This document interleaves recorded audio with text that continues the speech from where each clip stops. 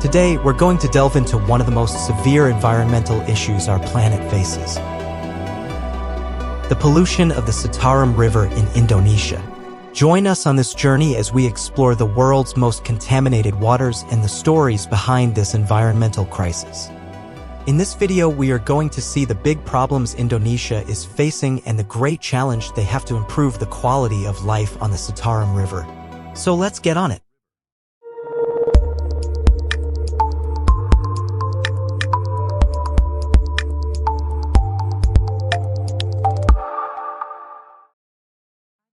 With a length of over 270 kilometers, the Citarum River is not only one of the longest rivers in Java, but also a vital source of livelihood and life for the communities that surround it. It has long been a source of life and prosperity for the region.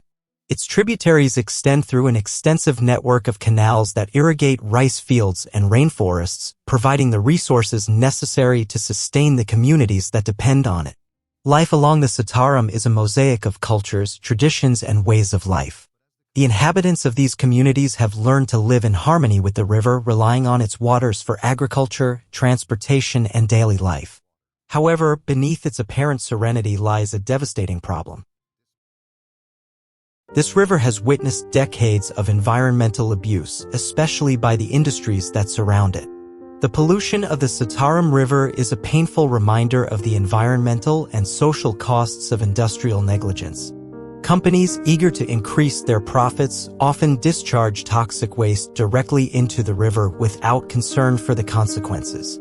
This has turned the Citarum River into one of the most polluted bodies of water in the world.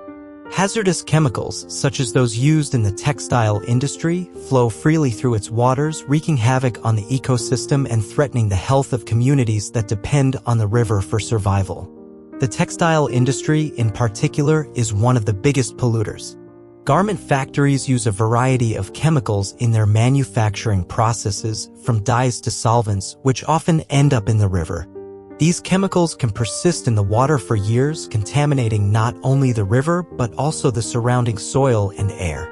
As a result, communities along the river face a public health crisis with alarming rates of pollution-related illnesses. The Citarum River pollution problem is complex and multifaceted, but all is not lost. There is a solution, and it starts with supporting responsible businesses.